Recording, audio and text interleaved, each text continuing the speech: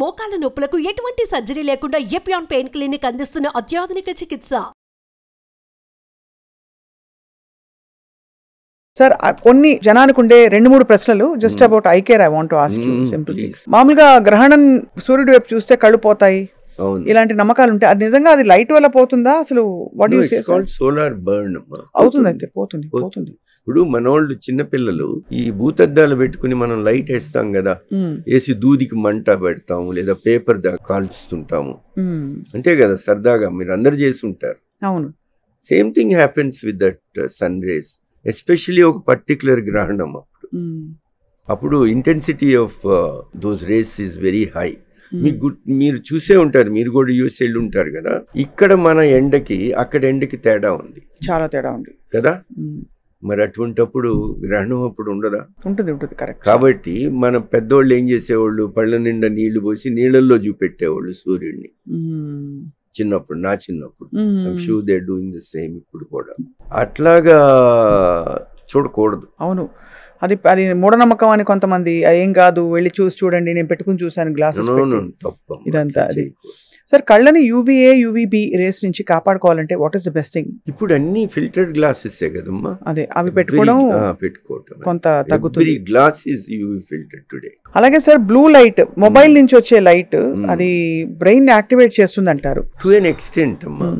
నేను ఇంగ్లాండ్ లో ఉన్నప్పుడు కొత్తగా వచ్చినాయి, ఏది నాట్ అప్పుడు మొబైల్స్ కాదు, గేమ్స్. ఒక బాయ్ హీ కంటిన్యూస్ గా 14 hours he was on that game, మూర్చొచ్చి చనిపోయాడు. ఓకే, సో వాటి ఎఫెక్ట్ ఉంటుంది, బట్ ఏదైనా అధికంగా చేస్తే అది చెడే కదా. 14 hours గేమ్ ఆడి మూర్చొచ్చి చనిపోవడం అంటే, బికాస్ మీకు స్క్రీన్ ఎట్లా ఉంటుందో తెలుసు కదా, you're looking at a monitor. అవును, ఆ monitor is number of chips అవి, plus radiation is coming out. So you have exposed yourself. ఇంకొక చైల్డ్కి అవ్వకపోవచ్చు అదే టైంలో, but this child is prone, that brain cannot cope. So దానివల్ల ముందు ఫిట్స్ వచ్చినాయి. ఆ ఫిట్స్ వచ్చినప్పుడు అక్కడ ఎవరు లేరు, చిన్నపిల్లోడు. So he swallowed his own vomit, అది ఆస్పిరేషన్ అంటారు కదా, లంగ్స్ లోకి అట్లా చనిపోయాడు. సో కాబట్టి ఆల్ సెడ్ అండ్ డన్ అతిగా ఏది చేయకూడదు, అంతే కదా సార్. సో నేను ఇప్పుడు కొత్తగా కంప్యూటర్ ఐ సిండ్రోమ్ అని వచ్చింది. కంప్యూటర్ ఎక్కువగా వాడితే కంటికి జరిగే నష్టాలు, అది ఏంటంటే కంటిన్యూస్ గా దగ్గర పని ఏది చేసిన నష్టమే, especially a monitor, because there is radiation also there. So అందుకని నేను పేషెంట్స్ అందరికి ఏం చెప్తానంటే, ఎవ్రీ 20 minutes ఒక 1 minute దూరంగా చూడు, సో దట్ నీ కంటి లోపల ఒక సీలియరీ మసిల్ అని ఉంటుంది, అది రిలాక్స్ అవుతుంది. తిరుపతి కొండ కంటిన్యూస్ గా ఎక్కలేం. అవును, 1 kilometer నడిచిన తర్వాత 10 minutes బ్రేక్ చేస్తే ఈ కాఫ్ మజిల్స్ కి క్రాంప్స్ రావు. ఈ మజిల్ కూడా అంతే కంటిలో. సో అట్లాగా అదొకటి. రెండోది కళ్ళు ఎక్కువ ఆర్పటం మానిటర్ చూసేటప్పుడు. నేను పేషెంట్స్కి ఏం చెప్తానంటే, ఇవి మీరు మీ ఫ్రెండ్స్ కూడా చెప్పండి అని చెప్తాను. Spread the news. So yes, there are harmful effects. ఇప్పుడు ఈ లైట్ ఉంది కదా సార్, ఇది కూడా బాగా చూసి కొంతసేపు అయ్యాక చాలా ఫెటిగ్ వస్తుంది. ఇలా మీకు కళ్ళజోడు ఉంది కొంతవరకు, ఐ డోంట్ నో, అయినా కూడా మీకు తెలుస్తుంది ఇది హీట్ వేర్ ఫీలింగ్ కదా. అవును, అంతే కదా, పెట్టేస్తున్నాయి కదా, అంతే కదా sir. That means there is effect on us, no. Eye is a very delicate thing. శరీరం మొత్తం మీదే అది ఎఫెక్ట్ ఇస్తున్నప్పుడు ఈ చిన్న ఐ మీద ఎఫెక్ట్ ఇవ్వదా? ఇంత జర్నీ చేసిన మీరు, మీ కుటుంబంలో ట్రాజెడీ జరిగినప్పుడు how did you cope with what was your మీకు కోపింగ్? అంటే భగవంతుడి నిర్ణయం అనుకున్నారా? అంటే అంతే కదమ్మా, 23-year-old నాతో ఉండి అప్పుడు బైక్ యాక్సిడెంట్ అవడం, అది it's a freak accident. naturally you feel saddened, but the unfortunate thing for ఇది డాక్టర్స్ అందరూ అమ్మ, నా ఒక్కడి ఇది కాదు చెప్పట్లేదు. ఆ రోజు ఒక పక్కన అల్లు రామలింగ గారు, పక్కన రామానాయుడు గారు, అందరూ ఉన్నారు అక్కడ. ఇది నా సారోని పంచుకోవడానికి చిరంజీవి గారి దగ్గర నుంచి, అల్లు అరవింద్ గారి దగ్గర నుంచి, సురేష్ బాబు దగ్గర నుంచి, everybody I knew they were there. Because it's one of the tragic things in my life. So they all were there. Politicians. Chereddy garu రాలేదు కానీ, but he was there. Ramachandra గారు ఉన్నారు, కేపీ రామచంద్ర గారు. ఎంతమంది ఉన్నా కూడా ఎవరు తెచ్చగలరు? అంతే కదా sir. The funny part is, Friday పోతే నాకు అదే రోజు ఒక పేషెంట్ వచ్చాడు, ఎక్కడి నుంచి, ఒరిస్సా నుంచి, ఐఏఎస్ ఆఫీసర్. ఆయన కూతుర్ని తీసుకొచ్చాడు. మండే ఆ అమ్మాయికి పెళ్లి చూపులు. సో నా నర్మదామయ్య సెక్రటరీ ఇప్పుడు మీతోనే ఉంది ఇక్కడ బయట.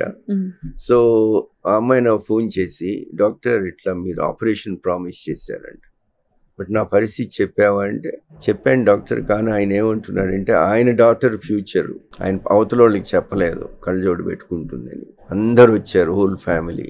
అంటే ఏం చేస్తాము, అప్పుడు నేను పరిగెట్టుకుంటూ వెళ్ళి కాసేపు ఏడ్చి కళ్ళు తుడుచుకుని ఆపరేషన్ చేసి వచ్చాను. That's my primary duty. కానీ చూసేవాడికి నాకు డబ్బు పిచ్చి అనిపించవచ్చు. ఎవడు అర్థం చేసుకుంటాడు, ఒకటి బాధ ఒకడు.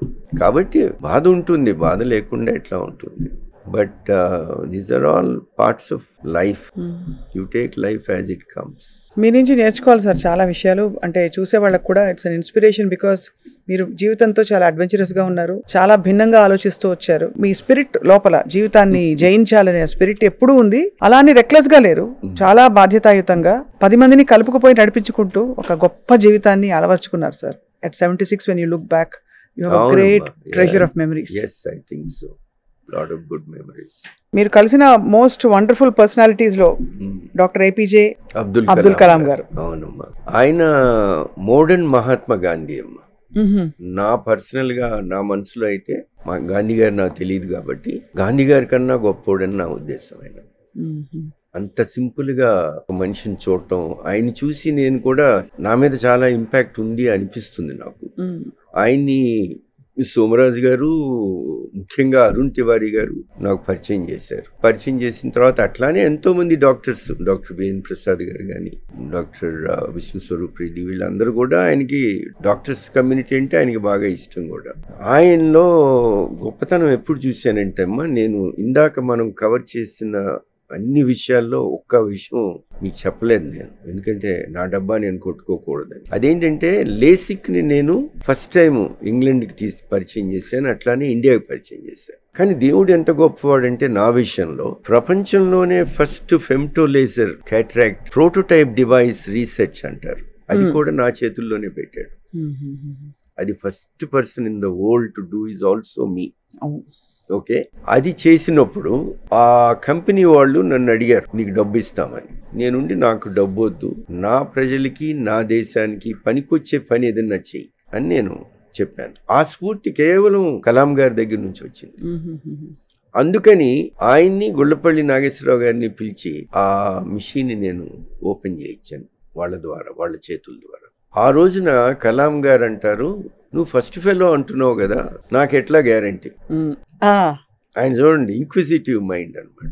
నేను చూశాను, ఆల్రెడీ బాంబేలో ఉంది, ఢిల్లీలో ఉంది, నువ్వు ఫస్ట్ ఎట్లా అవుతావు అంటే, సార్ నేను ఫస్ట్ కమర్షియల్ మిషన్ అనట్లేదు సార్, నేను first prototype device in the world. అంటే సీక్రెట్గా రీసెర్చ్ చేసిన ఇండియాలో, హైదరాబాద్లో ఈ సెంటర్లో జరిగింది.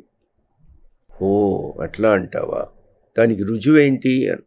రుజువేముంది sir, world over published articles ఉన్నాయి, పబ్లిష్డ్ మెటీరియల్ ఉన్నాయి, చూపెట్టయితే. అట్లాంటి మనిషి ఆయన, చాలా ప్రోబింగ్ మైండ్. అంటే you can't do a false claim in front of him, he will tear you apart. He felt it was a false claim. నేను అప్పుడు అన్ని తెప్పించి డేటా తీసుకొచ్చి, ఆ పక్కన జర్మన్ వాడు ఉన్నాడు, వాడిని బాబు నువ్వు చెప్పరా అని. ఆఖరికి గుళ్ళపల్లి నాగేశ్వరరావు గారు, I'm telling you, one of the biggest awards, more than any Padma Shri or Padma Bhushan or anything, is that day for me. That day when he questioned my integrity. Who is questioning me? None other than the great Kalamji. And who came to my rescue? None other than Gullapalli Nageswarar. ఆయన వచ్చి లేదు ఆయన స్పీచ్లో చెప్తారు, Gullapalli Nageswararao, modern ఆప్థల్మాలజీలో ఈ దేశంలో, ఇండియాలో, there is a time before Prasad and after Prasad అని ఆయన స్టేట్మెంట్ ఇచ్చారు in front of press and everybody. What more award do I need? అసలు అంటే హ్యాండ్లింగ్ దట్, ఆయన క్వశ్చన్ చేయటం, అవును, అదొకటైతే. నాగేశ్వరరావు చెప్పటం ఇంకో విషయం అయితే. నేను ఇరకాటంలో పడిపోయాను, మళ్ళీ నేను అన్ని తీసుకొచ్చి జర్మన్ వాడితో చెప్పించి. మీరు ఆఫెన్స్ తీసుకోలేదు, అది పెద్ద విషయం కదా సార్. ఎట్లా తీసుకుంటాం, అబ్దుల్ కలాం గారు. బట్ అయినా కూడా చివుక్కుమని అలా కూడా కాకుండా లేదు, నేను నవ్వుతూనే ఉన్నా. నాకు ఇష్టం, ఆయన అడిగిన ప్రశ్న ఇష్టం, ఎందుకంటే అడగాల. నా పేషెంట్స్ కూడా నేను ఒకటే చెప్తా, మీరు ఎవ్వరూ నన్ను, నేను చేసిన ఆపరేషన్ మీరు ప్రశ్నించడం అనేది అది మీ ఇట్స్ యువర్ హక్. హక్కు అది. కాబట్టి మీరు అడగొచ్చు, కానీ చెప్పాల్సిన ధర్మం నాది. అంతేగాని కొంతమంది డాక్టర్స్ పేషెంట్ క్వశ్చన్ చేస్తే they get upset. But patient ఒక రకమైన మెంటాలిటీలో ఉండి మనల్ని ప్రశ్నిస్తాడు, అప్పుడప్పుడు మనల్ని దూషిస్తాడు. అవును, అతన్ని కామ్ చేయాల్సిన కూడా is part of medicine. Patient disturb అయినప్పుడు నువ్వు కామ్ చేయకపోతే ఎవడు చేస్తాడు? నీతోనే డిస్టర్బ్ అవుతున్నాడు, నువ్వు చేసిన పనికే డిస్టర్బ్ అవుతున్నాడు. Okay, if you think you are not answerable for that, you are wrong. అది కూడా నీ వృత్తే, part of your job. Yes, you should answer him. నా పని అదే. రోజు మీరు అడిగిన దాంట్లో తప్పు లేదండి, కానీ ఇది పరిస్థితి, ఇంతకన్నా మీకు జరగదు, ఇదే బెస్ట్. అట్లా వాళ్ళని మనం కామ్ చేయాలి. Patient mind set is a different mind set all together. ఆ కుర్చీలో మీరు కూర్చున్నప్పుడు వేరు, ఈ కుర్చీలో కూర్చున్నప్పుడు వేరు. నేను పేషెంట్గా వెళ్తాను. In fact after this meeting I'm going for my checkup. Did you ever get I surgery sir? Especially మన దేశంలో ఈ ఎక్స్పెరిమెంట్స్ బేదవాళ్ళ మీద చేస్తుంటారు, అది నాకు నచ్చలేదు. నేనేమనుకున్నానంటే బీదవాడి కన్నుకైనా నా కన్నుకైనా రిస్క్ ఈజ్ ద సేమ్. అతనిది కన్నే నాది కన్నే, కాబట్టి వద్దు, నా కంటి మీదే నేను ఆ ఎక్స్పెరిమెంట్ చేస్తానని చెప్పి, నా కంటి మీద నేను చేసుకోలేను కదా. మా డాక్టర్లకి చెప్తే వాళ్ళందరూ నీకేమన్నా పిచ్చా ఏమన్నానా, నువ్వు కంటి డాక్టర్వి, అసలు ఏం ప్రాబ్లం లేకుండా ఎక్స్పెరిమెంట్ ఏంటయ్యా, మేము చెయ్యమన్నాడు. అప్పుడు నేను, నా భార్యకి తెలియనే లేదనుకోండి విషయాలు, ఎందుకంటే she won't allow it to happen. నేను అప్పుడు అమెరికాకి నన్ను ఇన్వైట్ చేస్తే అక్కడ డాక్టర్ స్టీవ్ స్లేడ్ అని ఆయన అమెరికన్ డివైస్ చేస్తుంటే నేను జర్మన్ డివైస్ చేస్తున్నా. సో ఆయనకి చెప్తే ఇద్దరం వర్ ఇన్వైటెడ్ స్పీకర్స్ కాబట్టి ఆయన నాతో పాటు హ్యూస్టన్ రమ్మని ఆయన చేశారు.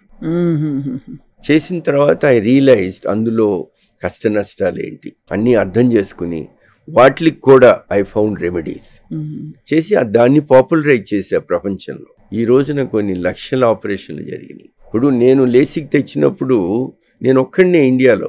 ఈ రోజున హైదరాబాద్లో 32 సెంటర్స్ ఉన్నాయి, 100 మంది డాక్టర్లు ఉన్నారు హైదరాబాద్ ఒక్క ఊర్లోనే. అట్లా ఇండియా మొత్తం టీచ్ చేశాను నేను. నాకెంత ఆనందంగా ఉంటుంది. అవునవును. అంతేగాని నేను కూర్చుని నేను ఒక్కడనే పెట్టుకోవాలా, ఇంకెవరికి తెలియకూడదు ఈ విద్య అనుకుంటే పొరపాటు. విద్య మన సొంతం కాదు. నేను కూడా ఇంకొక గురువు గారి దగ్గర నేర్చుకున్నాను, మన తెలుగు గురువు గారి దగ్గర, లక్ష్మీరావు గారి దగ్గర. సో అట్లాగా ఆ స్ఫూర్తితో నేను అందరికీ నేర్పించడం జరిగింది. LASIK became very popular. రెండోది నేను వరల్డ్ రినౌన్ టెక్నాలజీ చేసింది కూడా ఆల్సో బికేమ్ వెరీ పాపులర్. తర్వాత ఫ్రెంచ్ పీపుల్కి గ్లకోమాలో ఒకటి చేసాము, అట్లానే బెల్జియం పీపుల్కి కూడా గ్లకోమాలో ఒకటి చేసాము. ఇవన్నీ మ్యాక్సివిజన్కి ఎందుకు వస్తున్నాయి, నా దగ్గరికి ఎందుకు వస్తున్నాయి? భగవంతుడు అంతే.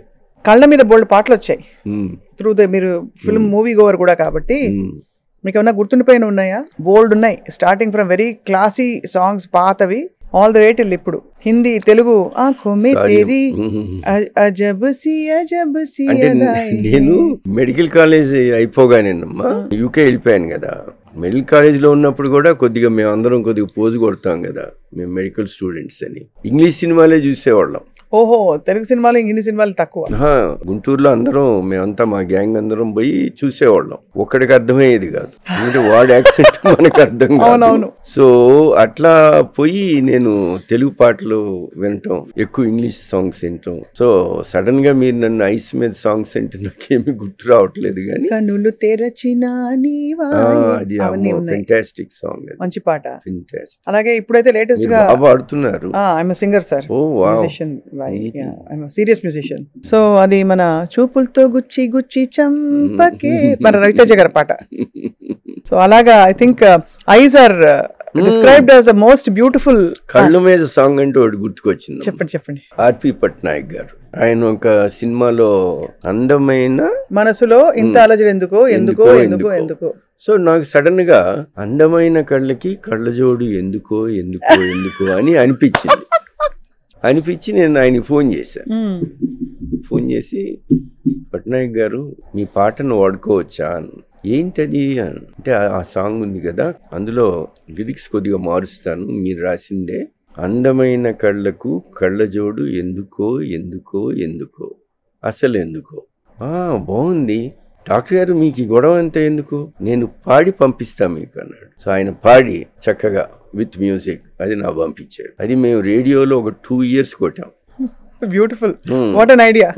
అందమైన కళ్ళకు కళ్ళజోడు ఎందుకో ఎందుకో ఎందుకో ఎందుకో సార్ యువర్ ఎ మ్యూజిషియన్, భలే పాడతారు సార్ మీరు, భలే శృతి పర్ఫెక్ట్ గా ఉంది. నేను రాసిన పాట కదమ్మా. అయినా కూడా శృతి ఉండక్కర్లేదు సార్ మీరు రాసిన పాట అయినా, మీకు unless you have it inherently. So great of him అమ్మా ఆర్పి పట్నాయక్ గారు.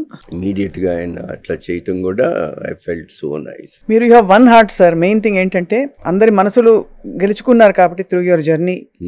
భగవంతుని మనసు కూడా very funny you should say that అమ్మా.